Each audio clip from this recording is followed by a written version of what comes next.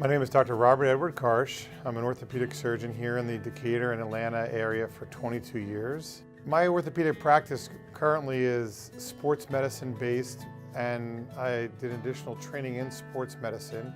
I also do take care of general orthopedic patients and problems. I do joint replacements as well as arthroscopy and sports medicine type procedures.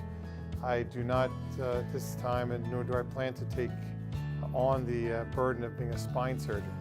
So really just a general orthopedic surgeon with an interest and an emphasis in sports medicine.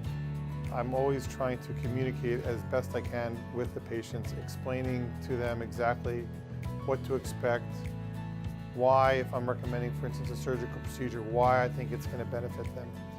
I don't tell patients to undergo any type of procedure unless I'm sure, at least to about a 95% confidence level, that I'm going to make a difference and I'm going to make them better. The reward, I guess, is for giving people back their mobility and giving them back their freedom. And there's nothing better than when a patient gives you a hug in the office because you've gotten them off of their walker, you've gotten them out of a wheelchair that they've been in. They don't need to use a cane anymore to get around.